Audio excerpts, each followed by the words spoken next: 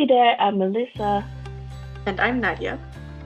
Welcome to Navigating New Ground, where we dive into real, honest conversations about navigating life transitions away from home.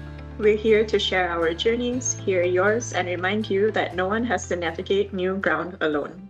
So, today's episode is part of the Navigating Health series, a conversation about facing cancer away from home. Yes, and we are very grateful to have a very special guest with us, Jamie. She's joining us all the way from Australia. Jamie is a very talented researcher specializing in nanofabrication, originally from Malaysia but currently living in Australia. She's been living and working in Australia for some time now and has contributed much in her field. Welcome, Jamie. Thank you. Thank you for having me. And I've heard that you guys have been friends for some time. Do you want to share a story of how you guys met? Yeah, I think we known each other for more than 20 years. We actually met, so I used to be classmates with Mel's sister. So we actually met in primary school, but we kind of only became friends in secondary school when we sat next to each other in Form 2. And yeah, we've been friends since then. And you moved to Australia some time ago? About 9 years ago now. So initially, the plan to move to Melbourne was because my mom had a stroke about 10 years ago.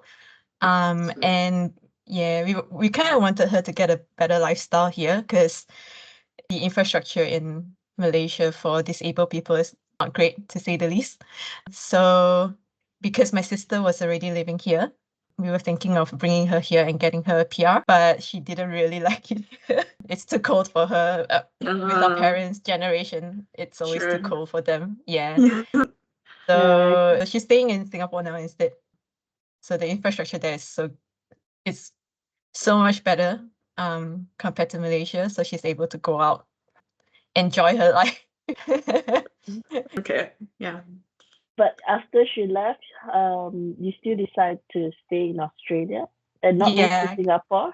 No, I actually didn't like the work life back in Malaysia, and the work life in Singapore for my career is very similar regardless. And back then I was working in a electronics manufacturing company, and I was pretty much working more than 12 hours every day for 3 years. And I didn't want to do that. And yeah, Australia has a much better work-life balance. So I decided to try it out here. Yeah, that's a good decision. Thank you. Yeah. Well, thank you for sharing that. And we're also very grateful that you're here to discuss a more personal, challenging journey that you're going through right now. Would you like to share a bit about your current situation? Yep, sure. So I was diagnosed with stage 2 breast cancer in June this year. I went through a couple of surgeries, and right now I'm going through chemotherapy. I'm halfway through, so 8 more weeks to go. And then after that, I have 3 weeks of radiotherapy, and hopefully I'm done after that. So Okay. Can you tell us how did you react when you found out about this news?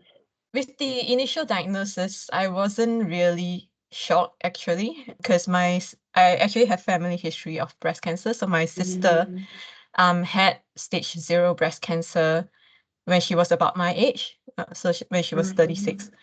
And because I had family history, so I wasn't really shocked to find out that I had breast cancer.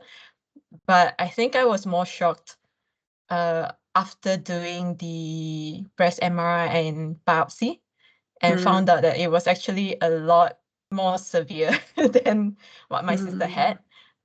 So it came back with my sister's one. She had what they call ductal carcinoma in situ, which means that the cancer is still in the milk duct, so it hasn't spread outside the milk duct. So the initial diagnosis for me was that it was the same thing. It was DCIS as well. But after doing the biopsy and the MRI, they found that it was actually already invasive, which means it has escaped the milk duct and it was actually spreading already. So I think I was more shocked that it was more severe than I expected, but I think I wasn't too worried actually. Okay. which is very weird because I'm quite a pessimistic person usually. But I think after getting the treatment plan from the breast surgeon on saying what needs to go through, it was a lot more of, oh, I need to start reading a lot of information so that I can inform myself what I need to prepare, what I need to do before and after the surgery, if I need to go through chemo, what's the process, what I need to be careful of, all those kind of things. So it was a lot of reading.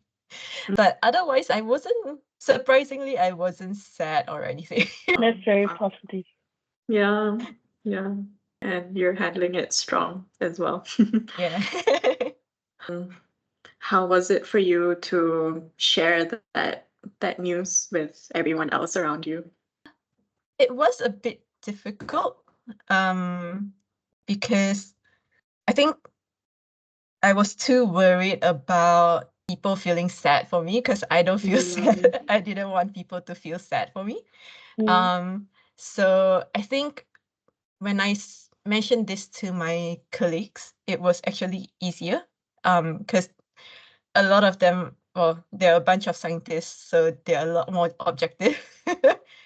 So when I tell them, a lot of the times the response was like, oh, sorry to hear that.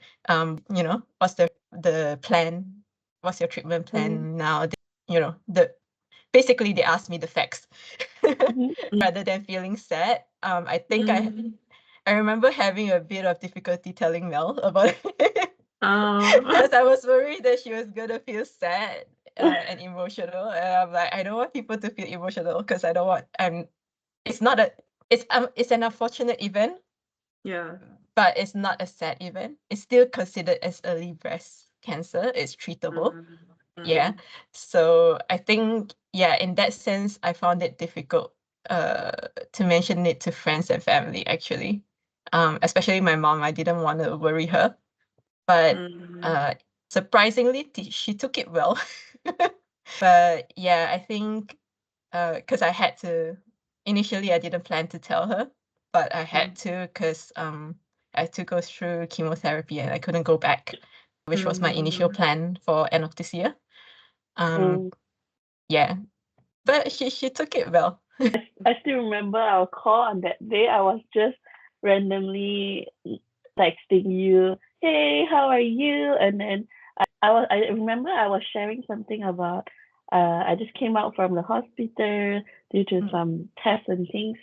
And then you also texting me telling me that you also just came out from like a few how long 3 weeks stay, and we were both like, oh, what happened? And you were like, what happened? And then we had to make that video call to talk about what happened to why didn't you tell me? And you, why didn't you tell me? It wasn't so emotional. It's actually, if I explain from my side, more was shocking, both going through something and then but there was like an exchange, not just like from one side, so it wasn't that emotional. So hopefully I didn't make you feel so anything. No. All good. Yeah. Wow. But it's wonderful that you have the support that you need from the people around you. And I feel like a lot of people would normally get lost in times like this when they get a diagnosis like this. So yeah, hopefully your story will be able to help others that are going through similar journeys. How was it for you to get the treatment that you needed and all your doctor's visits, everything? It was quite straightforward in terms of the doctor visits and the procedures. The receptionist at the breast surgeon did quite a lot of the follow-up diagnosis appointments, I guess. So they made the calls for me and booked it in for me, and I just need to show up and pay money.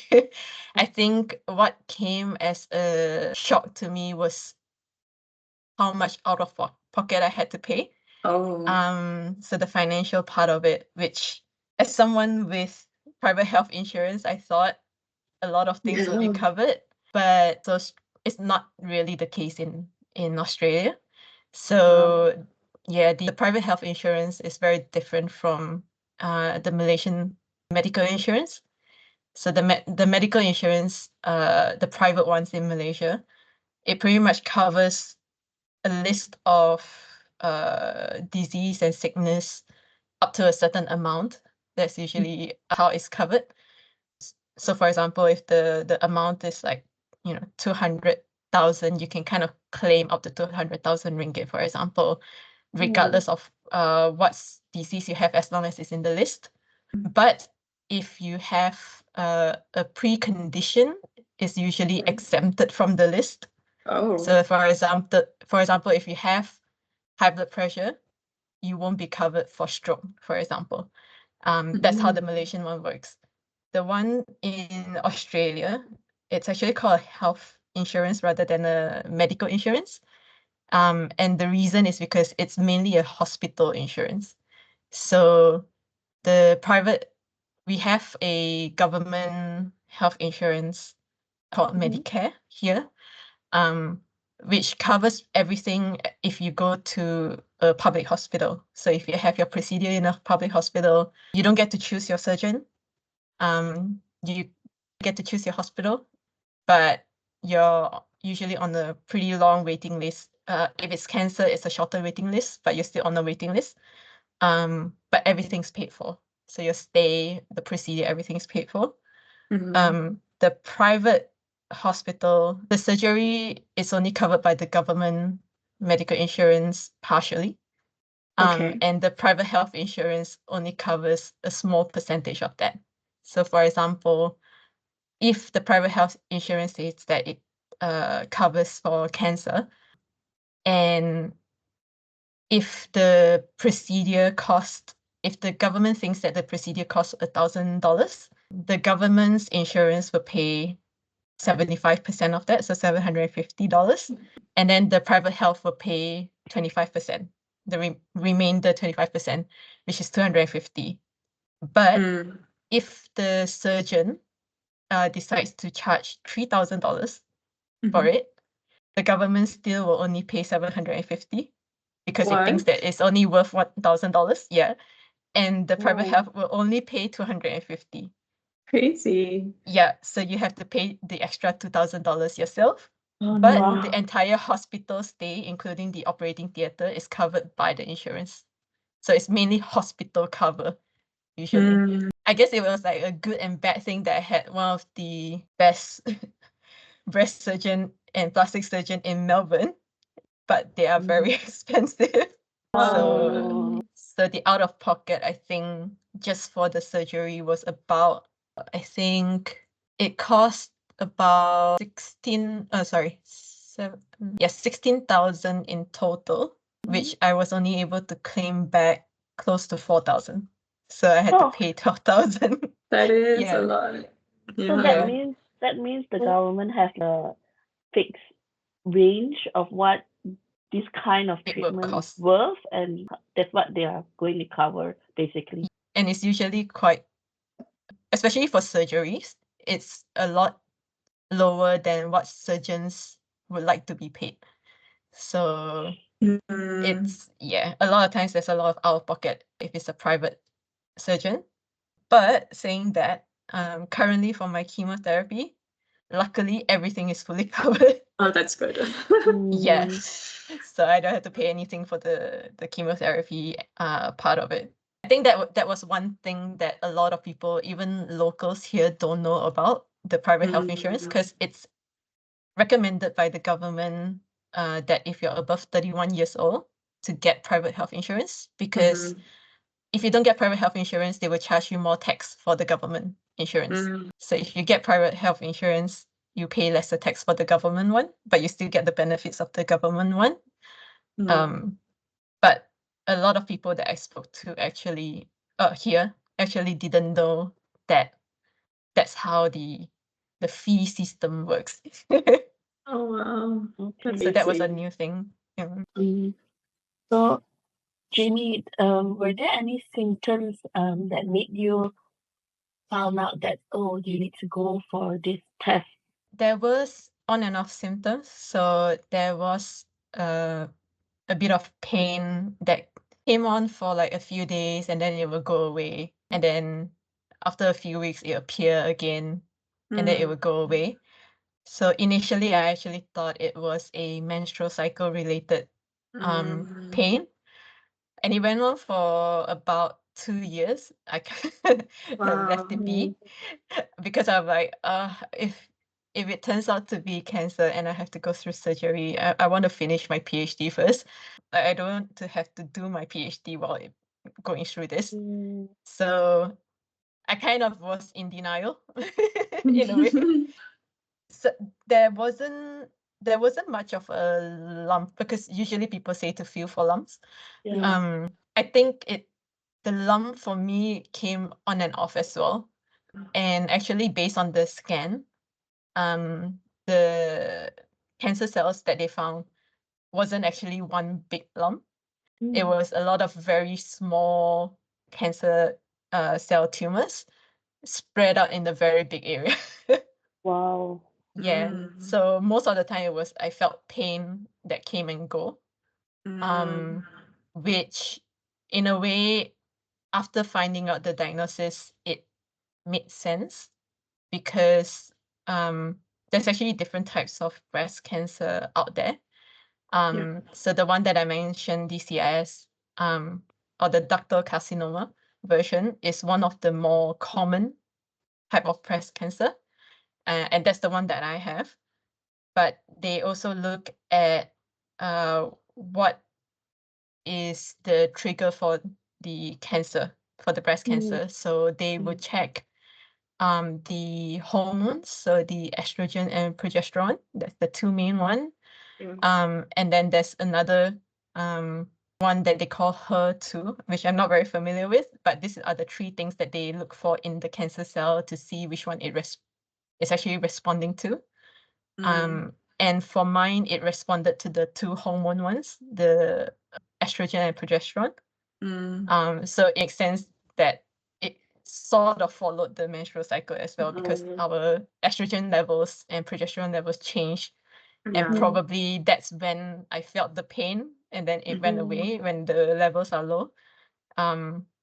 So yeah, even though when you search in the internet and they say, oh, if it follows your cycle, usually it's not cancer. But I think it's if you feel any pain or anything different, it's still best to get it checked. In my case, a few friends and I were actually working on a project to detect breast cancer early. And because of that, I was telling them, I have family history. And since we're working on this project, I probably should go experience how the screening process is. And that's pretty much how I found out. Oh wow. Yeah. Yep. And Wow. that's how I found out. Yeah. It was a very weird. Oh But wow. it is actually very timely that you guys decided to do this project, this survey. I remember you sending me the survey, and I was Yep. sharing with my family members to do the survey. And so actually, this survey that brought out the reminder again that you should go and do this test. Yep. And yet you were actually still not surprised that you got that news, even though Yeah. you actually wow. It was kind of like, oh, okay, now that makes sense why I was feeling the pain on and off. It kind of clicked, so I wasn't surprised because of that. Yeah. Do you mind explaining a bit, like where and how the pain feels like? So for when I read the forums, different people have different kind of symptoms. In my case, it was mainly the nipple that was feeling pain. And it would be painful for like a few days, and then after that it would just go away by itself. And then when you forget about it, and then it will suddenly appear again. And I think for me, actually, that's a pretty strong sign because all my life I never had that Right. kind of pain. Yeah. So because I've heard stories about other people that whenever they have menstrual cycle, they will always have the breast pain. Mm.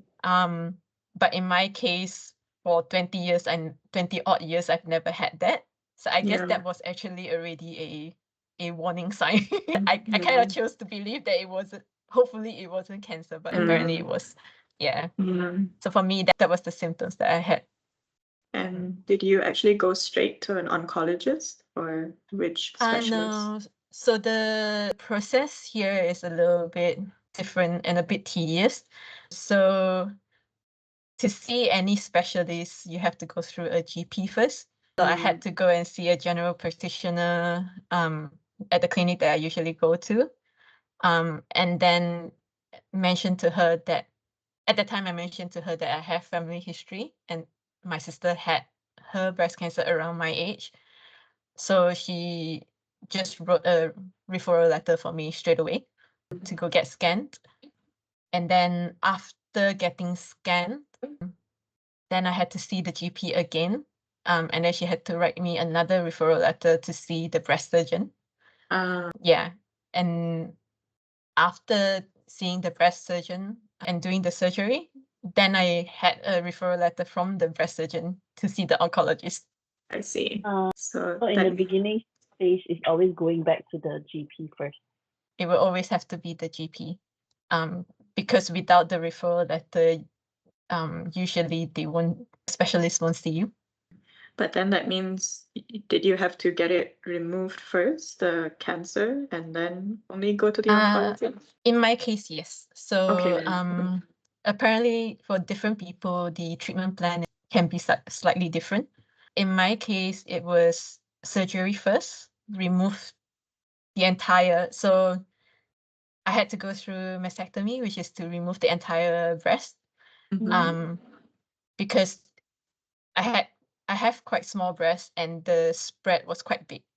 So they had to remove everything that was in there, plus a bit of the good cells so that there's a little bit of leeway to make sure that it didn't spread past that. Yeah. And then I had immediate reconstruction with the implant straight away. So it was done in one surgery. And after that, they did the biopsy on the tissue that was removed.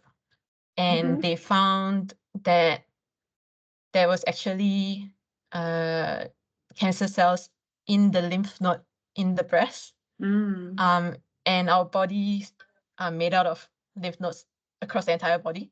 Yeah. So because they found it in the lymph nodes in the breast, they are worried that it has traveled. So then I had to go through a second surgery to remove some of the lymph nodes under the armpit near the breast that had the breast cancer, to see if there's any cancer cells in there. So luckily there wasn't any cancer cells in there, but because they found it in the lymph node, therefore I had to go through chemotherapy because they're worried that it might be that it has traveled, but it's too small for them to see the cancer cell. Yeah. Yeah. So that, And they also suggested radiotherapy for you after chemo. yeah. So the chemotherapy and radiotherapy, in my oncologist's words, are like, they're kind of like insurance in a way. There's no way to tell that it works, but they're trying to make sure that they can, if it does travel and they can't find it, it's killing the cancer cell, hopefully. But there's no way to tell whether it works or not, because they can't see. It's not big enough for them to see. So it's kind of like if you have weeds in your garden and you've removed the weeds physically, which is what the surgery is. But if there's any spores that is under the ground that you can't see, that's what the chemotherapy and radiotherapy is supposed to help to remove. So they're hoping that for the next 50 years, it doesn't come back with this. Yeah. And you've been through so many different types of treatments. Were you given any options throughout this process, or It's like this has to do this, you have to do this one. There were slight options. Of course, you can always say no to the treatment. At the end of the day, it's your choice. But they will always recommend you what they think is best for your case. So in my case, they recommended obviously surgery first because it was a pretty big area. I think the choices that I had at the time was what kind of reconstruction that I wanted to do. And I say choice in a loose term because yes, I have a choice, but I didn't fulfill the criteria for the choice. There's actually a few two main ways that they can do the reconstruction of the breast. One is to either put an implant in, or they take the fat and muscle from another part of the body and then put it where the breast is. Typically, they take the tummy fat, but I was told that I'm too skinny, and I'm actually not a very skinny person, but they say I didn't have enough fat and in the tummy to be able to do that option. So they say usually it's for people who have gone through childbirth, because usually people who've gone through childbirth, you have the extra skin and fat. Yeah, that's more suitable for them. And unfortunately, I wasn't. I couldn't really fulfill the criteria for that. So I have a choice, but not really. Yeah. Oh, wow. Wow. And how is it going for you so far with chemotherapy? It's much better now. So with the chemotherapy for my case, there was actually 2 drugs. So they're doing the full comprehensive. So they're trying everything at the cancer so that it doesn't come back. So there's 2 types of drug. One is called AC. The other one is called Taxol. So I started off the first 8 weeks with AC, once every 2 weeks. That one was pretty bad because I guess as most people know, chemotherapy, there's a lot of side effects to the drug.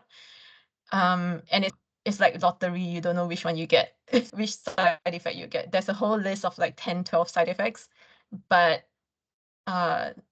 you might not get any of the side effects. You might get all of them. You might get, 4 or 5 of them. So it's different for different people.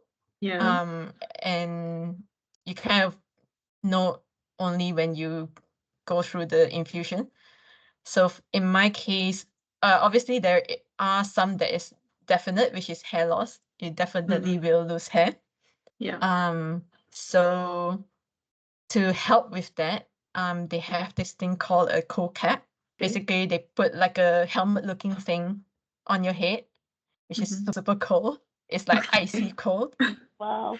And that is to basically slow down the cells of the hair cells, because the way the chemo drug works is that it attacks anything that multiplies very fast, which is what the cancer cell does. But the hair cells do the same thing as well. So that's why it's one of the things that will get attacked by the drug. And the cold cap is to reduce the activity so that the cancer drug doesn't attack it. But it only works 20% for the AC drug. And apparently, if you're of Asian DNA, that percentage is even lower. What? Oh, there's a difference. Which is very interesting. Yes. Yeah, I was like, oh, I didn't know being Asian means there's a higher chance that it doesn't work. Yeah. So I went through 2 cycles with the cold cap. And then between the second and third cycle, pretty much like 70% of my hair started falling off suddenly. That's crazy. In like 1 week, it just kept falling like crazy. It's like I'm shedding like a cat. It's like just coming off. Yeah, so I decided to stop after that. I'm like, there's no point in suffering the cold. It's like getting a brain freeze for an hour and a half. Actually, more than that. It's 3.5 hours. Continuously, like. Yeah. Oh, So wow. they need to start it, if I didn't remember wrongly, half an hour before the infusion, and then the infusion takes an hour and a half, and then they need to continue it for another 1 hour after the infusion, so about 3 hours total. You're just having that thing in your head. It's super cold. Yeah, so I'm like, most of it has dropped off. I'm not going to go through Exactly. it. So that cold cap thing, just to understand visually, is being done simultaneously when the chemotherapy is being infused into your blood. Yeah, Ah, so they have to then start it before the infusion to bring the temperature down first. Then they do the infusion while having it still on. And then after the infusion, you keep it on for another hour before they remove it. So I think that was the AC, and the side effects for me were pretty bad. I had nausea like a week after the infusion. So anything with any strong smell would just trigger it. So I couldn't eat a lot of things. And then it also changed the sense of taste. So during the infusion, one of the side effects for it was also mouth sores. So the inside of lining of your mouth will feel painful. So to reduce the chance of having that, they make you kind of like, how do I put it? You have to eat ice as well during the infusion for that. But that was like about maybe 20 minutes or something like that. So you're basically having ice in chewing your ice. mouth Oh my while goodness. it's happening. And I think because of that, to me, like ice tastes weird now. For a while during that particular drug. But now with the second drug, which is the Taxol drug, the side effects wasn't as bad. The main side effect that I have was just dry skin. So I have to pretty much moisturize a lot. But I think for the second drug, it's a weekly one. So every week I have to go for the infusion. The side effects is much lesser than the first one. But I think the process during the infusion is not any easier. So one of the main side effects for this drug is that it can cause neuropathy, which is you feel like tingling needles in your fingers.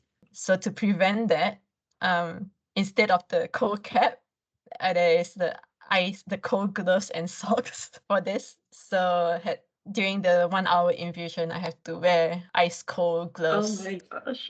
and socks to prevent that from happening. But I think it's like, in a way, it's a 1 hour thing that I have to bear compared to 1 week of nausea. So I guess That's true. it's still a lot better.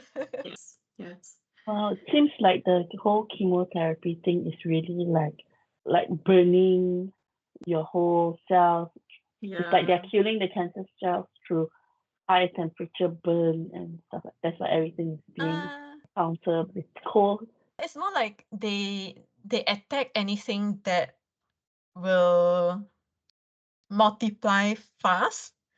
So if you bring the temperature down of certain parts of the body, that makes the cells multiply slow in that part of the now body. I understand. Yeah. So So it's then the not drug will be because like, of oh, the this is not burn. cancer. Yeah. It's not because of the burn, but because of the activity. Yeah. So Like it'll be how like, they oh, this is not the cancer cell. how It they won't attack. slow the aging process. Yes. So it slows the activity of the cell so that the drug doesn't think that it's cancer cell, because the drug is targeted and non-targeted at the same time. It's smart and not smart at the same time. So it can kill the cancers. So they have different drugs for different types of cancer. So it will work for that type of cancer, but also it will just kill anything else that behaves similar to that cancer as well, even normal cells. So white blood cells, red blood cells, it will kill that as well, especially the first drug. It actually attacks the white blood cells, so the white blood cell count will actually drop. And for my oncologist, she makes us do an injection to actually boost the white blood cell count because the cancer drug is killing the white blood cells. Right. So there's a few things in there that it's like you have the chemo drug, and then there's a whole bag of other drugs that you have to take to to prevent the chemo drug from making you feel worse. Oh, I can That's a lot. imagine that must be very emotionally and also, like you mentioned earlier, because of the insurance financially Yes. demanding. Yep. I know I've heard you also share with me that you have a great support, especially your sister. Yeah. Can you tell us more how the people around you are supporting you so that we also know, like, if we know anyone, how we can also support them?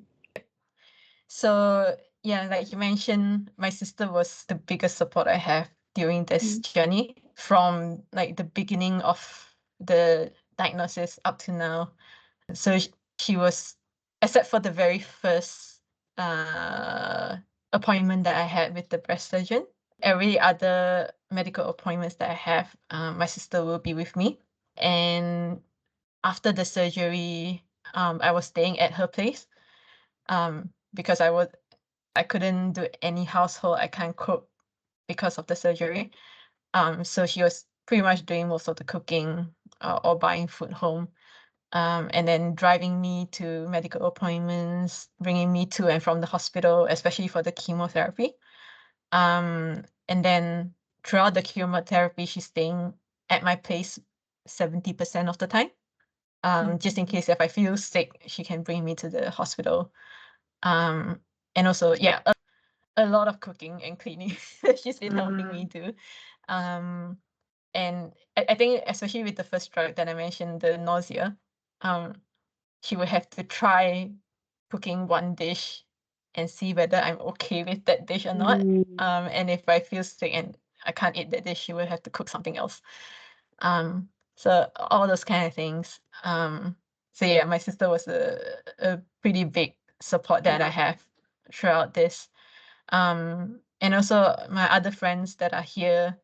I think one of the things that people can do if they know someone is going through cancer is even just asking how they are, having a chat with them, because it's very boring staying at home a lot of the times. So yeah, just having a chat, see how they're doing. I think that's more than enough. So I think a lot of them have sent me puzzles to spend time at home. So I have, I think, in total of more than 10 puzzles. And I think with work, my team leader and my manager and my colleagues as well, they were all very supportive. So my job is very hands-on in the lab, and because of this, I can't go to the lab. So they actually allow me to pivot what my actual job responsibility is to actually work from home. So I guess in the process, I get to learn a lot more stuff that I usually wouldn't have time to learn. And they didn't really push me for, giving them any outcomes in this time. So they just let me do the learning at my own pace kind of thing. And then they just ask once in a while how I'm doing, this and that. Yeah. So everybody was very supportive around me. But then in the beginning, you were on sick leave, right? In the beginning, yes. In the beginning, I was on sick leave for the surgery part. Yeah, but because I didn't have, so there's a insurance here that's called income protection insurance. I've accidentally cancelled my insurance for that. So the income protection insurance is tied to our superannuation, which is in Malaysian terms, which is what you get after you retire. So the superannuation here, they have a few insurance in the superannuation. So they would, whatever money that goes into the superannuation, a small amount would go into those paying the premium for the insurance. What happened last time when I was doing part-time work was that because it was part-time and it was like for 3-4 months, all the superannuation that I had in that account, after 3 years, everything was gone because it was already a small amount that was in there because I only worked for 3 months, but everything got used up in the premium after 3 years. So I was like, oh, let me stop the the income protection, which was a unfortunate decision that I made. Because if I still had that, then I could go off work and still get paid. But because I don't have that, I have to work. So I have to work to be able to get paid, or else I wouldn't have any money. So it was good that my manager allowed me to work from home. So I was still getting paid throughout the whole chemotherapy, Yeah. I guess, session. Yeah. That turned out to be a good blessing then for you. Yep. Yeah. Would you recommend anything to us if we should go to regular screenings or get regular checkups? I would say anything that you feel that is different from normal, just go to your GP, ask them to give you a referral letter if they can. I think it depends on the country and also how willing. Some doctors are not very willing to give referral letters. I'm not sure why. Some they will just give you because it's like it doesn't cost them to write a referral letter here. Yeah. But it depends on the doctor. My GP was very readily to write me the referral letter. In Australia, and I guess this differs from country to country. In Australia specifically, there's only free mammogram screenings if you're above 40 years old. And they only remind you after you're 50 years old. So they will actually send you a reminder to do the free screening. Because it's even for 40 to 49 years old, mammogram is not the best option.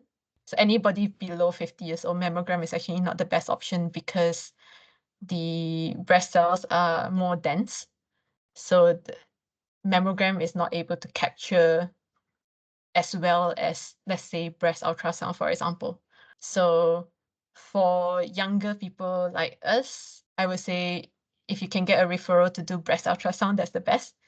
If you can get a referral to do both, even better, because it will complement each other. So mammogram and breast ultrasound.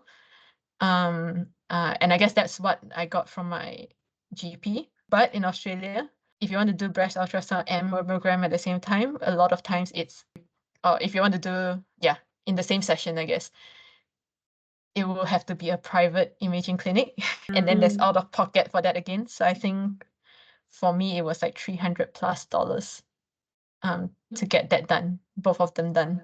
I had to pay out of pocket. So it was total 600, but 300 covered by Medicare, which is the government insurance.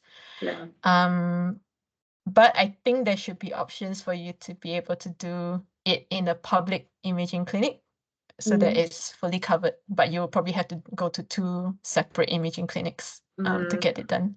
But yeah, if you feel anything different from the ordinary, whether it's like super dry and itching or pain, or you feel any lump, just ask the GP and tell them your concerns that you want to go get screened.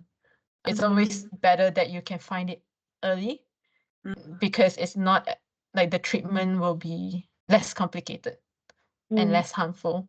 So like for my sister, when she got diagnosed, it was stage 0. So her treatment plan was just lumpectomy, which is just to remove the cancer cell in surrounding area. So it was only part of the breast that was removed, wasn't the entire breast, plus radiotherapy. So she didn't have to go through chemotherapy. Okay. Yeah, so the earlier you can detect it and get it treated, it will be less harmful in the long run. And radiotherapy is considered also less harmful than chemotherapy? Slightly. The radiotherapy it actually also kills the cell because it's actually using X-ray beams, laser to laser the area near where the breast cancer cells were found. So it will kill the surrounding muscles and things like that. But it's more localized. whereas the Okay. chemotherapy is the entire body. Right. So yeah, people like us is around their 30s. I've also heard that mastectomies cannot really detect anything. Even in Germany here, this screening is only free for people who are 45 and above. Before this, I think Yep. they set it at 55 or 50. Oh. I don't really remember anymore. But after hearing what you shared with me, I was checking the screening conditions, Okay. and now in the recent year they have changed, lower it to 45. That's good. Yeah, so Yeah. basically, we still need to pay for the screening usually, Ah. unless there's like Yep. a obvious cause that the doctor has detected, Yeah. and then usually here the gyno, the pre-screening every year that we can do freely, and it's just the doctor checking it by hand and to Yep. feel any lumps or not. Yep. I think over here is very similar. I think one of the, I guess, conditions for you to be able, for people under 40 to be able to get free screening is Mhm. if you have family history. If you're the first person in your family, then unfortunately, you have to go through the same thing where it's like you have to pay for it. I did hear that in Japan, they actually recommend women in their 20s to do Oh. breast ultrasound. Yeah. Wow. So In it is, advance. yeah. I'm not sure if it's like free or it's probably subsidized in a way. But yeah, that's why different country has different criteria to who gets free screening. So it'll be good to check it out, what's available in whichever country you're in. Yeah. You were sharing before that about you only went to do before that. Did you go for a regular annual checkup with the gyno? No. Okay. So I think even for a blood test, I hadn't done it for a long time until that time I went to see the GP, and it was because I think I was feeling faint. But that was because of my low blood pressure. Mhm. But in that same session that I went to see the GP to get blood tests done was when I asked for the referral letter to get the screening done. I was asking this because I was just wondering if someone who are going regular checkup with the gyno every year, does it still, could it be detected earlier, or could it be because like you said, by hand usually, especially with your case, and what they are offering right now in the market is like, in our age we are just with hand to feel the lumps, and when there's no lumps, your case is just small cancer cells being spread out in a big area that probably wouldn't be able to detect it as well. It's and like you said, feeling by hand is very subjective. The doctor needs to be able to even feel the lump, even the small lump. I guess that the only workaround is just to, if you feel that your doctor is not giving you the referral just because they can't feel anything, but you do feel difference compared to normal, you can always ask for second opinion, go to a different doctor. Yeah, I think that's probably the only workaround we have at the moment. There's not many. There are a few, I guess, companies that come up with devices to try to detect it early that you can use at home, but those cost a lot of money as well, and they're still being approved by the FDA, the Drug Association thing. So it's not fully sure that it does. Yeah, so best to go for the big bulky machines that will definitely tell you is there or not. Yeah, always ask for second opinion if you're very sure that it's different from usual. Yeah, just ask for a second opinion.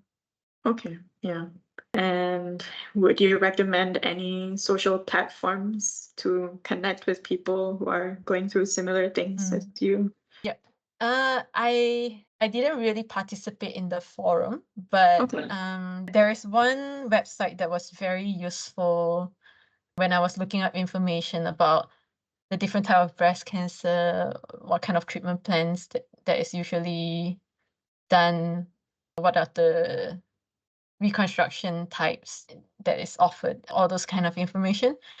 It's called Breast Cancer Network Australia, so bcna.org.au. They have a lot of information there. They have a lot of stories of people who went through breast cancer of different age groups, even men who went through breast cancer. So men, there's a chance for men to get breast cancer as well. Yeah. So there's a lot of stories that people share in the form of articles, but there are also links in that website to forums that's under BCNA, where people can share their story in a forum style and can interact with other people who have gone through the same I guess treatment, or if they're worried about, let's say, whether a particular type of reconstruction is suitable for them or not, then they can read the stories of other people who have gone through that reconstruction. So that was a very good website. It's a not-for-profit website. And they also have like webinar videos where they invited breast surgeons and plastic surgeons and do like an interview style of, so a lot of information there. I did spend like a whole week going through everything in there. It is a lot of stuff, but it's a lot of useful stuff. Other than that, I think one of the things that I've seen people write in the forums is that there's so much stuff on the internet and you don't know which is reliable information and which is not. So the BCNA one is one pretty good website, but also things like, for example, in Australia, we have something called Council Australia and Cancer Council Victoria, which is where Melbourne is. They have a lot of information about different kind of cancers that you can just search up the cancer that you're looking for, and they will have a lot of details in there. Those are pretty good platforms, and I think different countries might have a similar organization to that as well. So I think if you see something, in our case, that is .gov.au, usually it's a government website that is more reliable than somebody's blog. So those are pretty good websites to look for.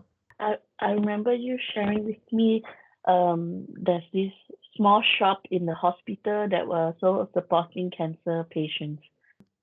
In the so I'm getting my treatment done at Epworth Hospital. It's a private hospital here in around Melbourne. They have something called a wig salon. It's run by what do you call it? Volunteers. So it's actually free. You don't have to pay, as long as you're a patient at Epworth, you don't have to pay anything. And basically, you just need to make an appointment or make a booking.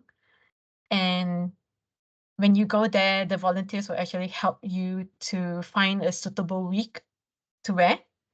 I actually went for one of it, and I told them I didn't want a wig. I just want, like a head cover. And this is actually what I got from them. Yeah. So yeah, for free. So they gave me a few like turban head covers, the scarf. I got a beanie and gloves as well.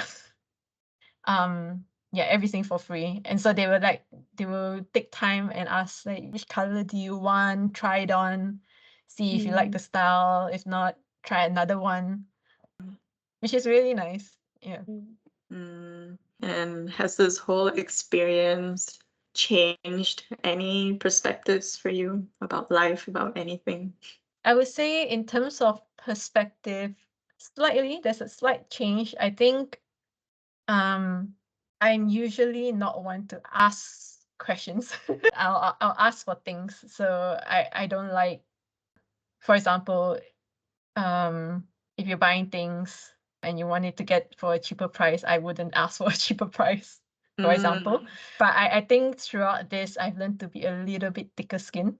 So the story that I shared about the surgeon fees, there is a thing between surgeons and private health insurance, and this is a case-by-case basis, is that they can form like a contract where the health insurance will pay slightly more than what the government say is going to cost for the surgery. And then for the insuree, for me, I only pay a small amount. So for example, I only need to pay like $500 compared to paying $2,000. But this is an agreement between the surgeon and the private health insurance for case by case. So initially I asked my breast surgeon whether she has that kind of agreement with the private health that I have. And she said no, they don't have that agreement. They usually don't do this kind of agreement. And I understand why, because they're only getting paid like $1,700 instead of them charging me $3,500. It's half of the price of what they can charge, right? So for the first surgery, the answer was no, they don't do this kind of agreement. But for the second surgery, my breast surgeon actually decided to do that agreement for the second surgery. So instead of paying $1,700 out of pocket, or I guess like 1,000 plus out of pocket for the second surgery, I only paid like 500. So I guess like what I learned from there is if I didn't ask in the beginning, then they wouldn't have offered this. And usually I wouldn't ask. I think in terms of that has changed me slightly. No harm asking. I think that's what I learned. Yeah. Well, that's a lot of information you have shared with us. Thank you so much. I think Thank you. even for Thanks us, for having me. there's so much new information that are so helpful to understand from a first-hand point of view from your side. And so I guess we are towards the end of our episode, and we would really, really like to pray for you if it's okay. Yep. Yeah, so we just close our eyes and then we'll share in prayer. Dear Father Lord, thank you a lot. Thank you for today's episode, and thank you for bringing Jamie here with us today to share so much about her journey, her discovery, and also her experience so openly a lot. Thank you, Lord, that you have been protecting her and helping her throughout this whole. We ask, Lord, that you continue to lead and guide her through her chemotherapy and also the radiotherapy that will be coming soon too, Lord. We pray for good health and pray that you will heal her, help her to feel better, help her to feel healthy again, Lord. And we really pray in Jesus' name, Lord, that you remove all cancer cells in her body and that it will not come back because you are protecting her and renewing her body with new cells that are healthy and functional. Yes, we really thank you for also all the angels and organizations that you have placed around her, the support that she has received so far. We pray that you have blessed these people a lot, and we pray that this episode that will reach out to people who really need to hear it, and we just thank you for this opportunity and this conversation that we have and are able to talk about and share this information out there so that no one has to go through this alone or not. Thank you so much, and continue to bless Jamie and help her a lot in every step of the way. In Jesus' name we pray. Amen. Thank you. So, yeah, we really appreciate you joining us today. Thanks for having me. It's a bit different from how we usually talk on the phone because we add in lots of distraction from here and there. So really dive in and focus on this topic. It's whole new different information level. Yeah.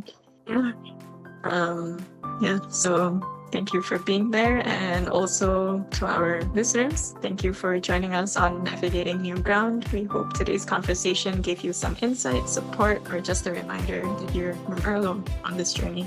Yes, if you enjoyed this episode, don't forget to subscribe, leave us a comment, and share with someone who might need it. We will also link all the links that you mentioned in our description below. You can find us and follow us on Spotify, Instagram, and Apple Podcasts. Until next time, take care.